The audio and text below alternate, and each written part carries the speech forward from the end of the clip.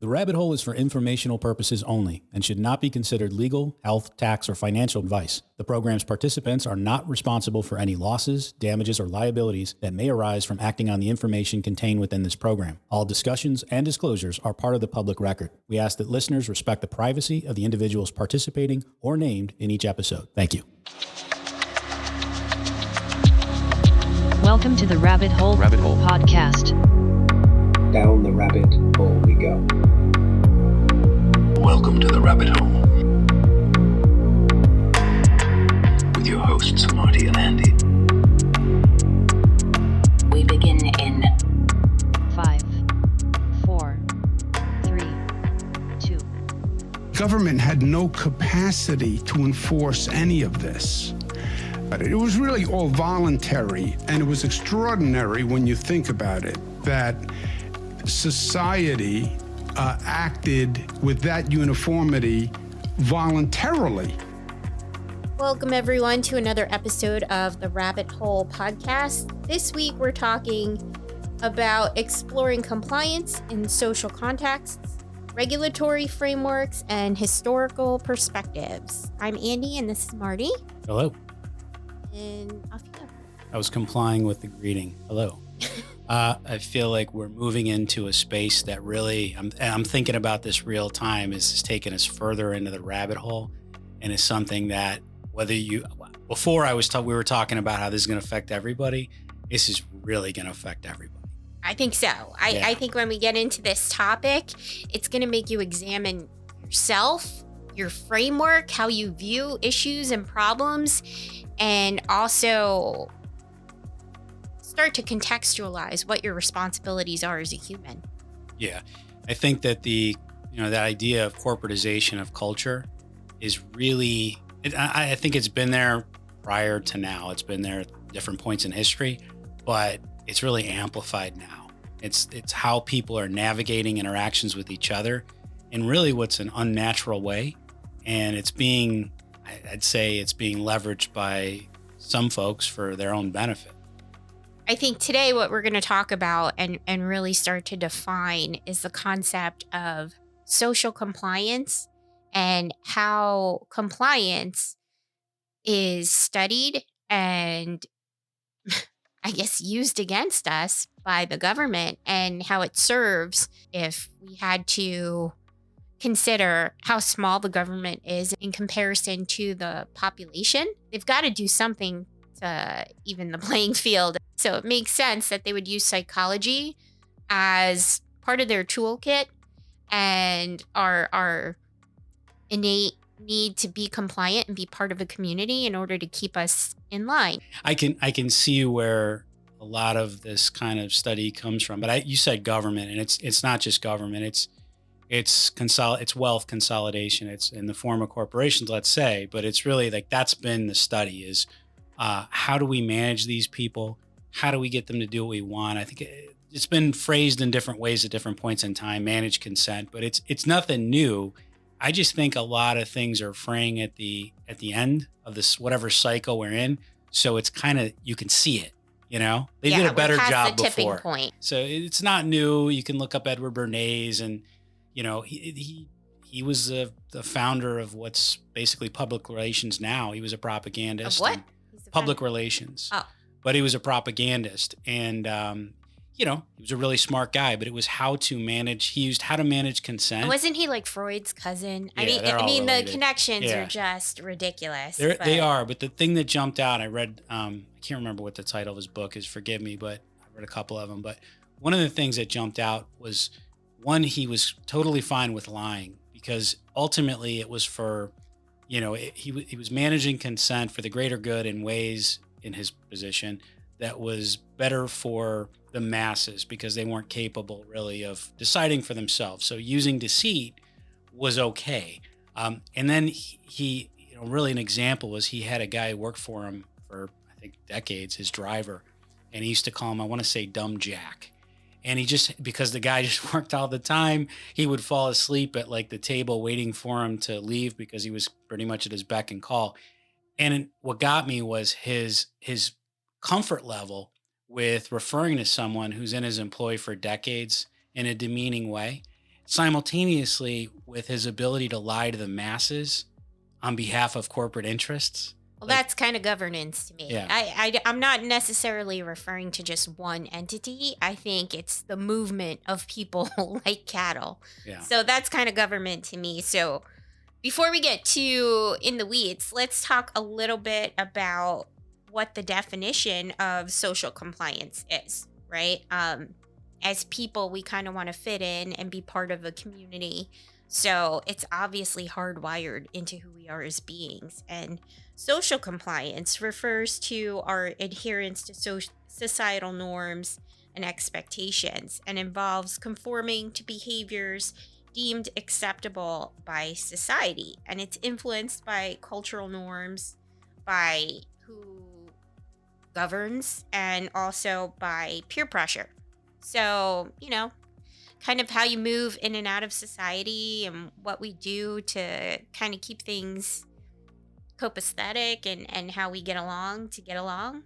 That's all part of the social conformity, right? We all agree to follow a certain set of rules and act a certain way for the greater good. In America, this concept of freedom, like a real free society, really butts up against the cultural conformity. This is where I go. It's like a north-south thing again, because I think in the Northeast, they're going to pull on your heartstrings and say, it's up to you to save the world, and here's the reasons why, and give you a cerebral moral victory that will push you in a direction. Versus the South, it's like, it's always been this way, and we can regulate ourselves, and we're doing just fine. We don't need your help. We don't need your intervention. They tug on the heartstrings that way. A little bit different. I don't know if it's relevant, but that's kind of conformity in a nutshell. I pictured two examples. One is aggravation versus etiquette. Like in the Northeast, people have to get aggravated past a point. That's true. To make noise, make change, whatever. In the South, it's like they don't want to break etiquette. Dealing with government in the Northeast versus government in the South, it would be like in the Northeast, how can I say this? Would say like the Northeast acknowledges the mafia, and it's like, well, you got to pay the mafia. In the South, somehow maybe the money's missing, but there is no mafia, so we don't have anybody to talk about or anybody to point to. Okay, so you're gonna hear about it in the Northeast because we have big mouths. In the South, you hear nothing. There's just crickets. There's no crime. Nothing wrong. Maybe, I don't know. A little bit. I mean, I'm just saying it's kind of interesting because I even here I have some friends that are from here. I got a lot of friends that are from somewhere else.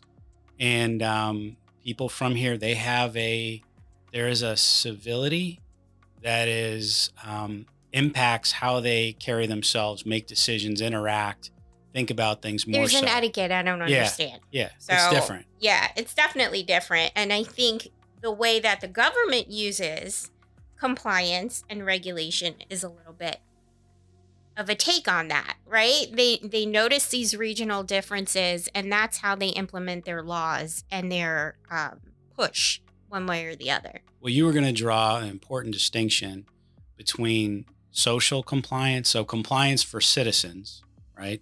And then, let's say governance, corporate compliance, which we haven't engaged in, well, we haven't engaged in, but we've been a witness to in our situation with our home construction.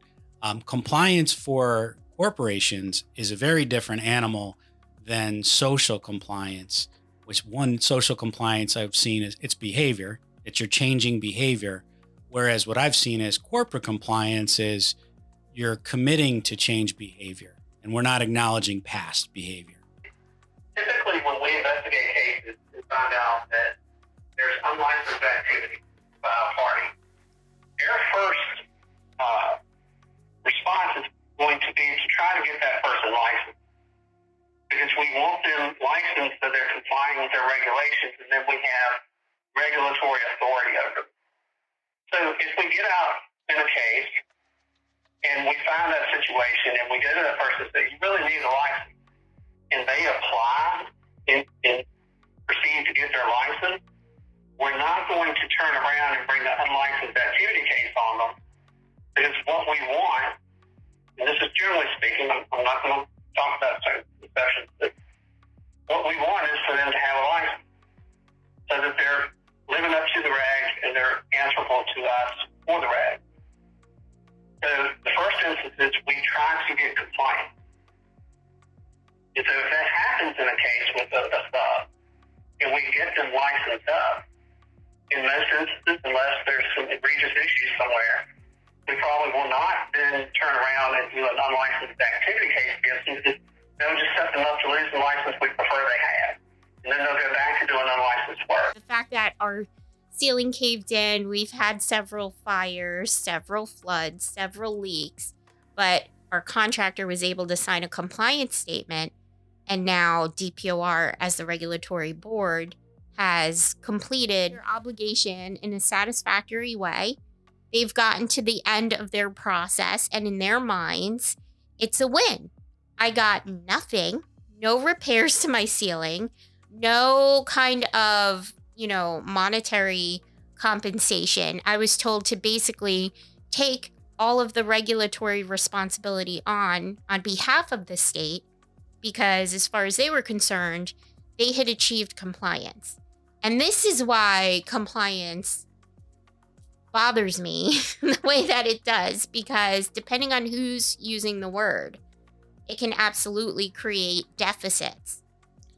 Well, that's why transparency is essential. Because if you told me that somebody was a contractor, was brought into compliance, I would think that meant that a behavior had changed, not that there's a commitment to not do that again, but whatever was done in the past, no harm, no foul.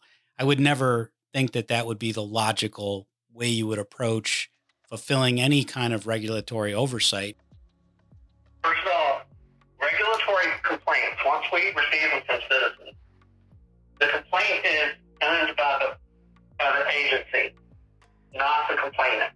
It becomes an agency complaint against a respondent. And so when you say your complaint is the civil complaint. The regulatory complaint is the one we're bringing based on the information you've shared with. We have, through the regulations and statute, is its authority to decide what to bring, how to bring it, and so forth. Okay? And that goes to a regulatory decision. Your avenue for redress is through the civil courts. Our house suffered as a result. Our family suffered as a result. There's a cost to that suffering and to that non-compliance to the law. But for the regulatory board, they have members that they want to keep compliant. What I would say is, I'm not saying we forced him into licensure. He obtained licensure. And so at that point, he's licensed and now he's regulated. So he is exempt from responsibility for all previous crimes. That's not what I said, no, ma'am. Well, it's a crime to do what they did. It's a misdemeanor. So you are refusing to move forward with a misdemeanor on the books. Well, first of all, we are not the ones that move forward with the misdemeanor. That's the local prosecutor.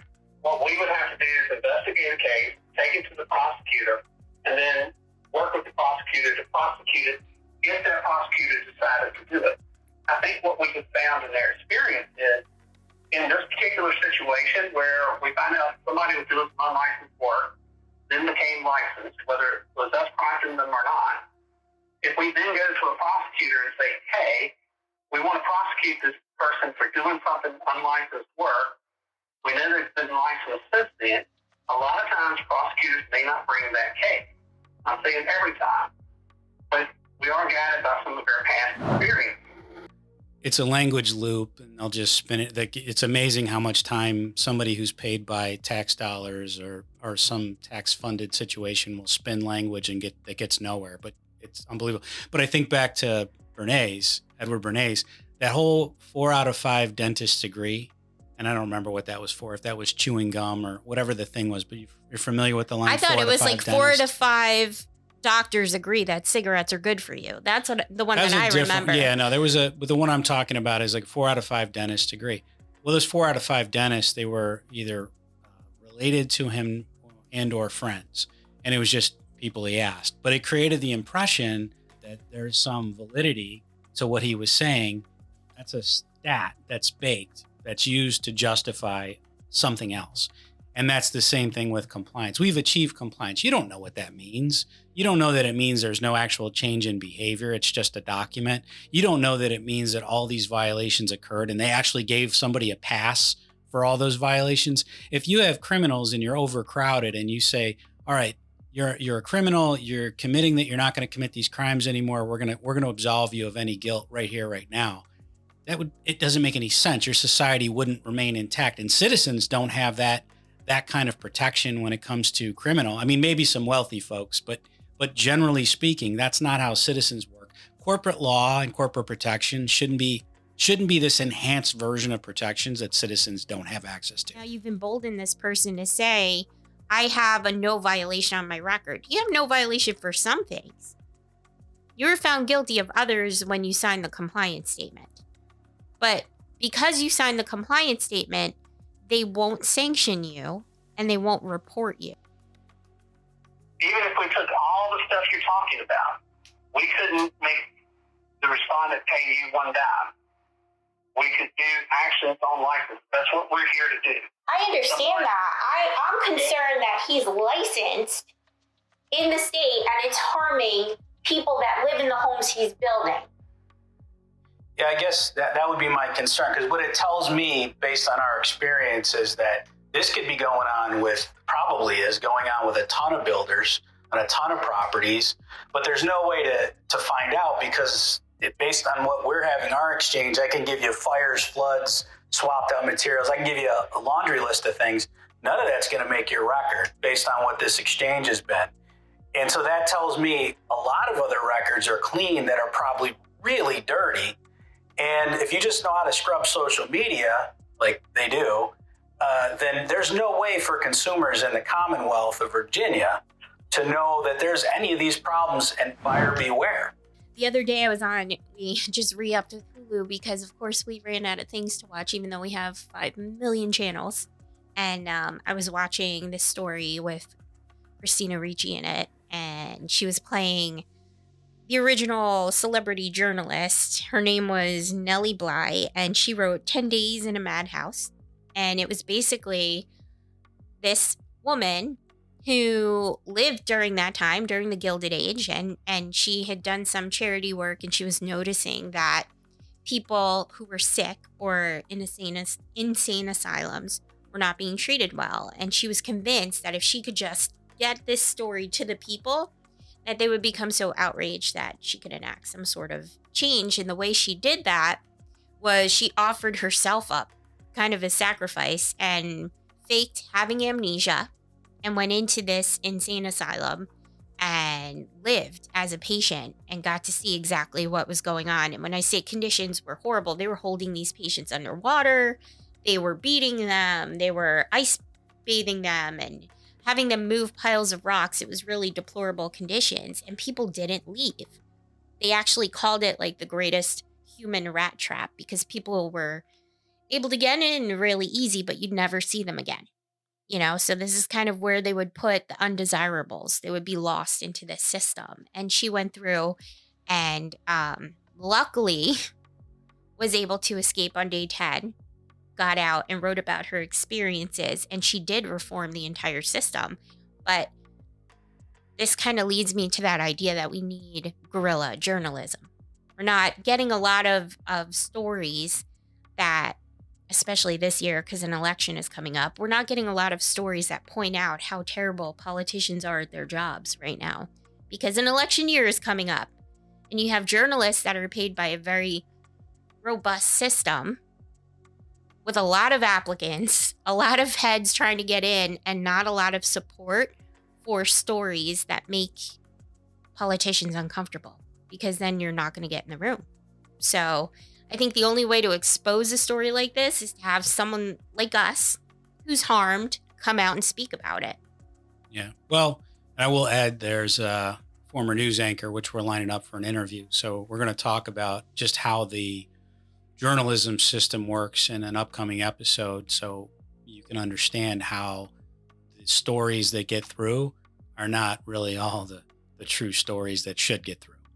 Right. Or the important ones. Yeah. You know, it doesn't really, it's not representative of what's most important or what's going on in the world. It's representative of what gets clicks and what gets news rooms into rooms with politicians or whatever the news cycle is, right? You need to get that press pass, and they're not going to give it to someone like me. Well, think about it this way. I don't want to dive off into this, but I've given it some thought. And if you have a media entity online, whatever the format is, and it's losing money. So imagine you're in business, you're a company, you have financial obligations, whatever, and it's losing money year after year after year after year. You think that they're in that business because they're altruistic and it's just about the good? Or is this a tremendous vehicle for influence? And influence for whom? Influence for people with incredibly deep pockets. They're going to leverage it and they're going to use that asset. They're going to get a return on that asset one way or another. Well, that's why I think I bring up people like Nellie Bly, right? Are you a journalist if you're out there, right? Because I'm looking for passion, I think. I've felt disconnected since the pandemic, and I'm looking in people's eyes like, where did all of our passion go? You know, here's someone who locked herself up, could have been killed, and put everything on the line for the greater good, truly, to reform the medical system and the mental health system. Where are the young bloods out there ready to do that? Don't chase fame. Chase a good story. Make a change. Get involved. Find out what's going on. That's what I'm looking for. I'm looking to see where is that passion in people and why aren't they stepping up and grabbing a microphone? I've never seen a time where you could grab a microphone and get to an audience so easily as now. I'm going to start talking about muckrakers because I really want to, embolden the next generation to stop this process. You know, we were once a corporatocracy state. I think you believe me on that, or at least you believe I believe that. And we're hitting that kind of a mark now again. We have the ability to tip it. I think the opportunity is that I think bread and circus is like an incredible set of tools to keep people distracted, disengaged, and just, running with human nature. The problem is, and the opportunity, the circus is boring and the bread is stale as hell. Yeah. So like the distraction, the quality of distractions now are not awesome. If we're just dealing with stale bread and boring circus, then wake up, get engaged, because there's nothing good on TV, and do something. And if it's just about likes and clicks and all that stuff, let it go because it passes. Right? If the medium's the message, and we're talking about whether you're watching TV, radio, movies, whatever it is, if that's the message, maybe let's change that and make it the tool. Okay? Don't consider that the be all end all. Don't consider your documentary the end of your story. Consider it a way to get other people engaged so that you can affect change, which is kind of what I'm trying to do here. And it might be a lofty goal. Who knows? Who cares? What else am I doing with my life? If I exist on this planet once, I'm going to try and do as many things as I can. As many as I can. I have zero fear of failing. I have a ton of fear about allowing evil to just exist. And I don't know. I don't want to get too preachy, but that's kind of how it goes. And I think that leads us right back to the compliance issue, right? So why is it important that you do a deep dive on your insides and like what you'll accept and what you won't accept? And I know for me, when I was a kid, there was one story that I read and it was the lottery, and it scared me that I would be one of the people who's just like, yeah, let's stone each other to death and not. Well, what's the story? So it's basically like this story about a town that has this lottery once a year, and everyone comes out and all their names go into a bucket, very Hunger Games style. And one name gets pulled out of the bucket every year. And it's a small town, so they're all very involved with each other. They know each other well. They come to the square, all gossipy and excited about it. You have some of the kids are just playing, like everyone's acting like it's a normal day. You don't know what's going to happen as you read. And then the name gets pulled, and then she had to turn her story and start begging everyone, let's not do this. We don't need to. What is this about? Don't do it. And everyone just starts picking up rocks, rock by rock. I don't remember all the ins and outs, but that's how it goes. There's different versions, and you can watch the movie online, and they stone her to death. And I was like, I will never pick up the stone. I'll stand in front. I'll take the hit. I would never let that happen to someone. Why aren't they speaking out? It made me crazy. I had really excellent teachers, I will say that, who really made you examine who you were and what you would stand for and what you would believe. Consider people. Understand what you're talking about. Someone's always going to lose something. What's acceptable and what's human and what isn't. It's wild that all those years ago, that book that had such an impact, it was based on a fictional town called Compliance, Virginia. That's crazy. Was it? No, I'm just kidding. Oh. I'm like, that's crazy. No, I'm just kidding. Totally made that up. Totally Bernaysed me. Yeah, gotcha. 4 out of 5 dad jokes agree. So 1961, there's a famous experiment called the Milgram experiment, and it was by Dr. Stanley Milgram. He decided it was important to demonstrate that people in the States, people are people, and that they were capable of some pretty horrific behavior with not a lot of coaxing. So the experiment that he created was he took 40 individuals, didn't let them know exactly what it was. The idea was 40 people come in, they were going to ask questions, give instructions to other individuals. These were people, he called them teachers. The teachers would ask the individuals, different questions, and if they would get the questions wrong, they would shock them. All that took place was there was a third party, called an observer, an experimenter, and they would be in a lab coat, and they would be present as kind of the sign of authority. And they would coax them and give instructions to raise the intensity of the shock as they're asking questions firmly. If there was any hesitation as people were making noise, continue with the experiment. If the learner, the participant in the experiment decided they don't want to do it anymore, they were still going to get paid. They could quit at any time. It was all explained to them. Now, the person that they were shocking, they weren't really shocking them. They're behind a wall. They couldn't see them. They were actors, but they were they would basically complain a little, fuss a little. And then as the intensity got worse, they would start begging. One of the guys said, I have a heart condition. This is going to kill me. And they wouldn't stop. So this went on, this whole experiment. Now, the people that were shocking people, at least thought they were shocking people, they started to become uncomfortable. It was taxing on them, but they continued to do it up to the point where it got to be essentially what would be considered a really intense stage. And about 5 of the 40 people said, no, this is my line. I'm not going to do it anymore. They walked away, right? So that was 87.5% of the people. So 12.5% of the people said, no, I'm going to stop. Here's my line. Over the course of the remainder of sessions, up to might shock you to death, out of the remaining folks, another handful got out of it. So it was a total of 14 people. So it was another 9 people got out of it as the intensity was increasing. 26 out of the 40, 65%, stayed all the way through. So these random people were shocking people to what could have killed them while they're begging and screaming for $4 that they would have gotten if they quit, because some guy in a lab coat was sternly, not yelling at them, not threatening them, not even going to take away their compensation, was sternly portraying this presence of authority and coaxing them to continue with the experiment. That was all it took. You'd say, well, that was an anomaly. They repeated that experiment many, many times. And there's a lot of cool experiments that they've done over the years in that window that showed that people are compliant. They will go against what is logically obvious simply because they don't want to be uncomfortable.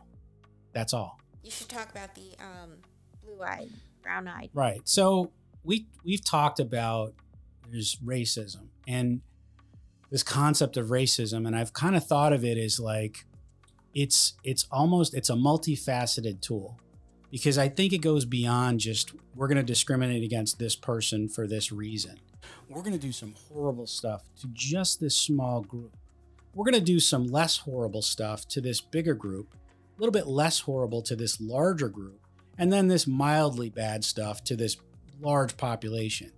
And so a way to prove that is the impacts of the vehicle of racism is this other cool experiment, the blue eyes and the brown eyes. So this teacher was really want to say it was the 60s or the 70s. She was really anti-racism. So she took her class and she divided the kids based on blue eyes and brown eyes. It wasn't an ethnicity. It was just blue eyes or brown eyes. And for a couple days, and I'm paraphrasing the exacts, we'll have links to the experiments, but for a couple days, the kids who had blue eyes, she would treat really well. She would speak to them, she would boost their confidence, and she would be critical and speak, she would treat the kids who had brown eyes poorly. And the kids who had brown eyes, their performance would start to suffer. The kids who had blue eyes, they would do better. And it became this very ugly stew. And then a couple days later, she would flip it and she would be very nice to the brown-eyed kids. She would speak to them very kindly and she would speak very negatively to the blue-eyed kids. And that experiment, it just flipped the performance, the perception they had of themselves, everything. It was that easy. It was that much of a switch that this woman did. And it became... Well, the point of that experiment was not to prove that people are racist or not, but to explain to pupils what discrimination feels like. Because it's very hard to describe to someone who doesn't experience some sort of cultural othering what it feels like to be discriminated against. They're never going to fully understand the experience.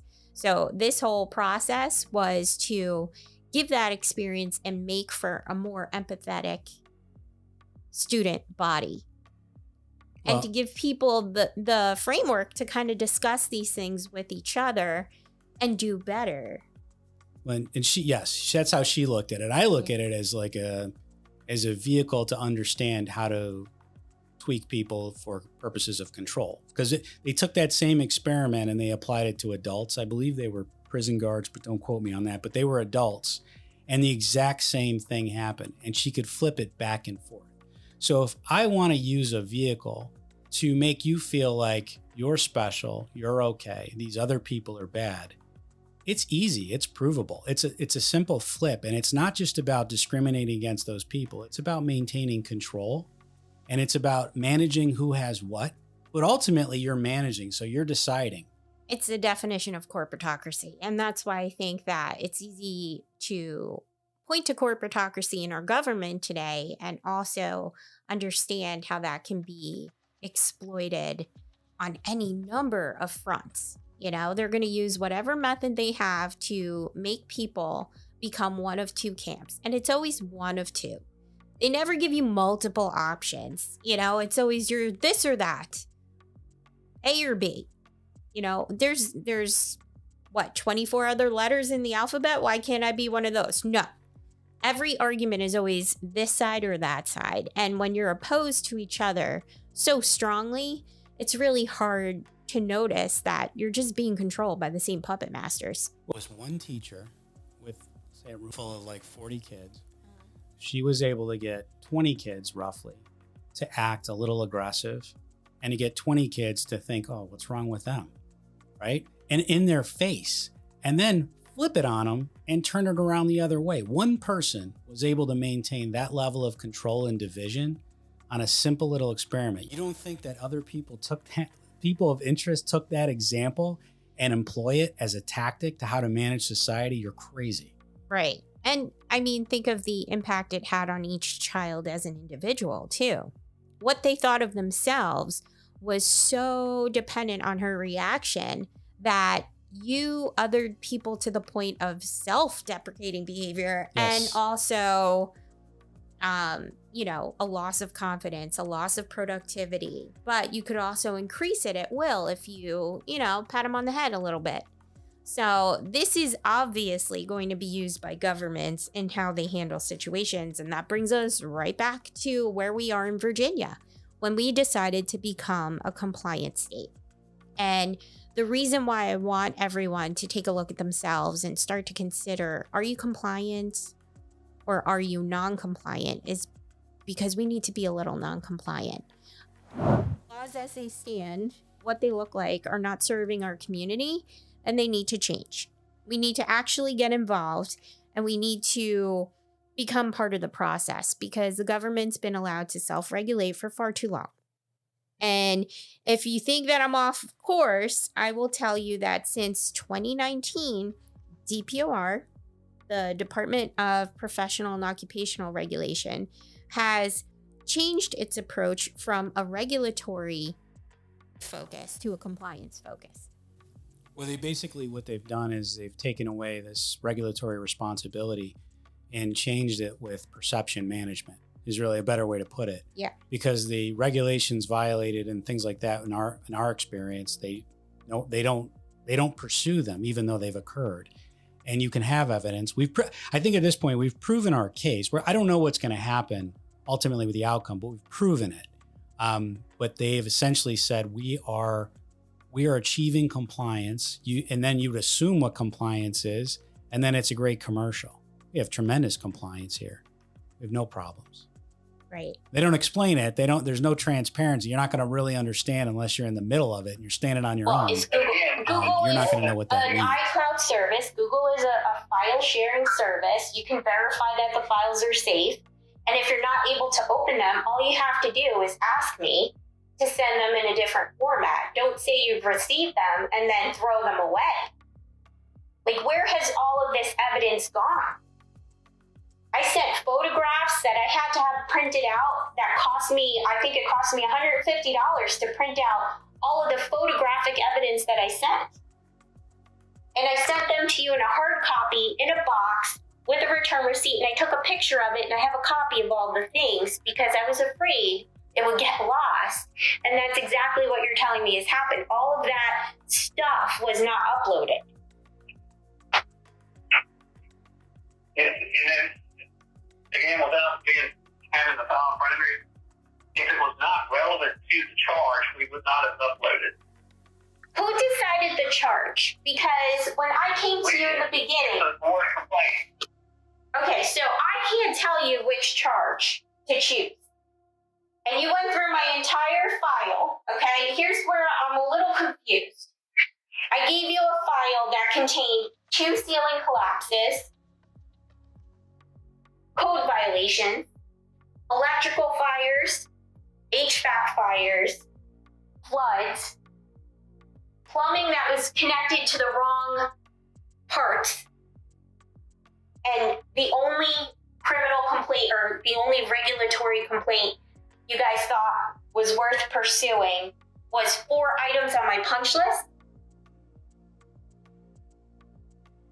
If that's what the staff determined, that's what we've done. But we determine what complaint that we go after. Yeah. Do you think it might be worth DPOR taking another look at my file, because that sounds it's outlandish. I can't even understand how this happens. But I think you can make that request to the board if you present to them with the case considered at the December 12 meeting. But I can't, because I'm not allowed to reference any of those items because they're not included in the. So then how would I make that plea when I'm not allowed to speak about any of that? The information that's in the record. The only information in the record is about a window screen, a crawl space door, some painting, and some concrete. They didn't include my sunken-in ceilings, my broken HVACs, any of the fires, or any of the floods. And DPOR licenses and regulates contractors. If you're not able to regulate a contractor that does that much damage in a new build home, I don't know what the purpose of DPOR is. I mean, it's insane that you would even waste the paper to go over like missing window screens and my crawl space door when I've given you all of that. Again, I'll just remind you that we cannot look at everything if it's beyond our regulatory stuff. So some things are a civil quality of work issue or a fault issue as to why something works or didn't work or whatever. Those may not be issues for a regulatory venue. It may be things that consumers have to take to court. They even say it on their website, and you can find this online, but They use compliance statements as a flexible and less adversarial approach, and they promote cooperative relationships between the regulator and the regulated community. It says nothing about consumers. It basically takes us out of the loop and says the only relationship that really matters is not what your customers think, not what you do to the public, but what we think of you. So if you stay in our good graces and you're compliant, then you'll be able to operate and we'll take care of you. And you'll be allowed to make money and benefit from the efforts of the populace.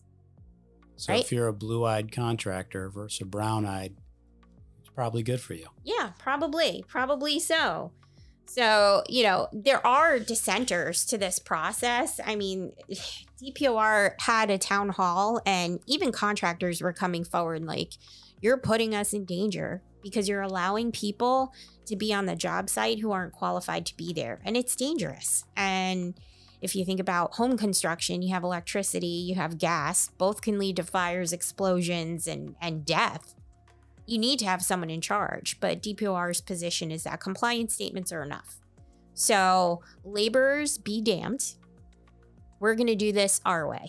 And if you think I'm wrong, you can look up who dissents when it comes to compliance as a form of regulation, and it's always laborers. If you look at all of the commentary and people who show up to try and say that, we've lost our way, it's the labor department that comes forward because laborers are being harmed by a lack of regulation. There's no job site safety. There's no consumer safety. A lot of critics will say that compliance statements, they lead to repeat violations, which I think we can see in our case. I mean, we basically had our contractor came forward and said, I've violated at least 30 to 40 contracts. And they just glossed over that like it was nothing because he signed a compliance statement. The public trust is lost because if I have no regulatory board to go to, that means everything is on me, right? We started talking about putting this on the website. We're at $145,000 in legal costs in our case. So far. And that's an extreme amount of money. The amount of sacrifice that my family is having to take on at this point. I mean, $145,000 in legal costs. We already spent, I think, $85,000 in repairs, give or take. We've got another $240 coming down the pike. There's at least another $150 after that, just to get this house to where it should have been when we paid the contractor the $611,000 to build it. So that's one family. That's consequence to us. If you think that we're going to stay in Virginia and retire here and give Virginia any more benefit of our tax dollars, you're out your ever-loving mind. Yeah, and you think about it this way, like what we're doing, what we've been through. How many people have lost maybe less, maybe half of that amount that you'll never hear about? How many you think we're just an anomaly? You got to really think about how many people have lost. People with smaller budgets maybe, but they've lost 20, 30, 40, 50 grand. What does that do to the families, to the integrity of the system? I mean, you could be homeless. Yeah, you wipe people Easily. out. I think one of the points I want to make is like we just came out of a period of probably, well, at least in our lifetimes, one of the greatest levels of social compliance. The greatest I've seen in the time I've been alive. And I think one of the things that comes from complying, and it did come from the experiments too, is the people that complied all the way through, the people that didn't push back, they went along through the whole experiment to the very end. They felt terrible. They were ashamed. They were embarrassed. They didn't know, they questioned who they were as individuals, what their value was. So I think a lot of people, when it comes to compliance, and based on the experiments, 65% of the people will take it all the way to shock you to death because somebody in a lab coat raised their voice a couple decibels, didn't even yell at you, that when you go through that, you don't want to acknowledge the reality of it. And I'm begging people, if you went along with, if you agreed and whatever, then I'm not talking to you. But if you didn't agree and you went along and you encouraged compliance when you knew it was wrong, be honest with yourself and don't do it the next time. Because if you can't be honest with yourself and say, I didn't agree and I didn't stand up, I didn't say boo, I was afraid, whatever it was, that's cool. But if you can't do that, if you can't be honest, the next time the compliance police come along, guess what you're going to do? You're going to comply, whatever it is. I'll even give you a modern day example, right? We all went through the COVID pandemic together, whatever your thoughts are. I happen to have a mother who suffered a massive stroke, and she is in nursing home care. She is paralyzed and cannot speak and requires round-the-clock care that I physically could not do in my home. She's that ill.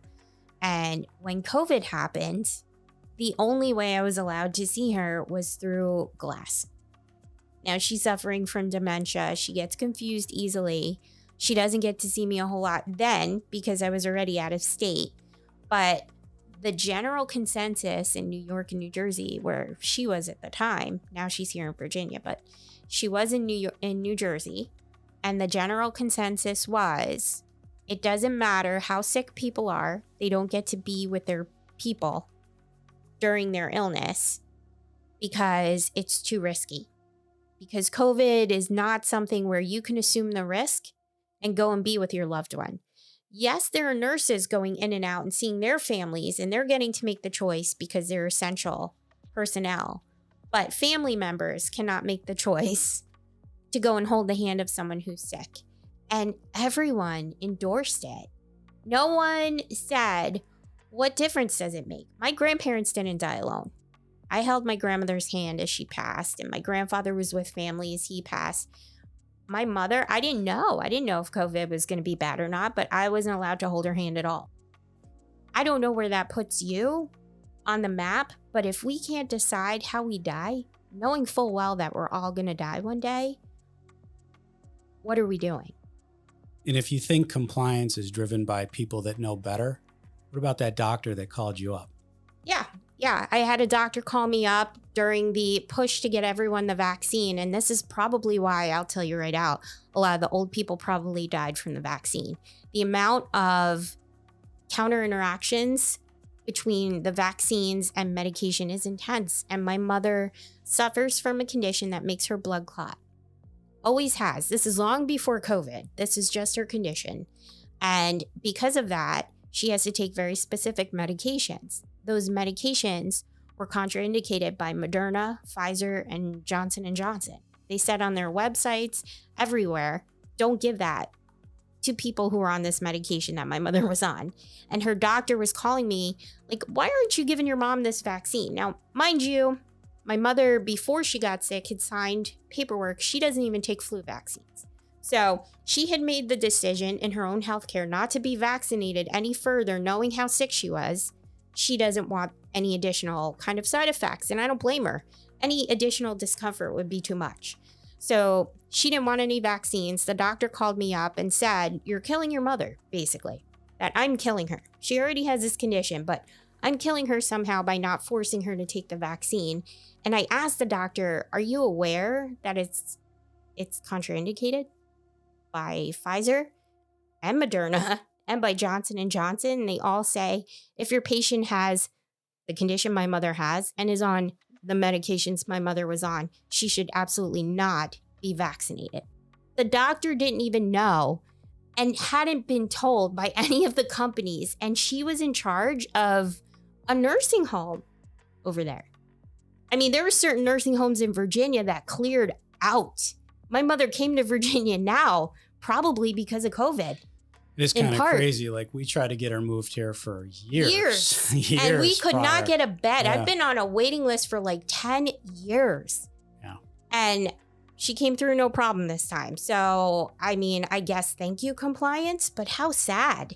How sad that these people sacrificed their lives so that their generations could be bettered. And we let our grandparents die alone without holding anyone's hand. Shame on us. Yeah. Shame on the people who enacted all of these stupid compliance issues, and shame on freaking Cuomo, who has the balls to get on the TV and say, oh, we couldn't make you do it. I never touched anyone inappropriately. Sorry, hold on. Here's the real clip. government had no capacity to enforce any of this. You must wear a mask. And people wore masks in New York. But if they said, I'm not wearing a mask, there was nothing I could do about it. You must close your private business. I won't. Well, there was nothing I could really do about it. It was really all voluntary, and it was extraordinary when you think about it, that society acted with that uniformity voluntarily. It was crazy that everyone was so compliant. The fact that he's walking around guiltless.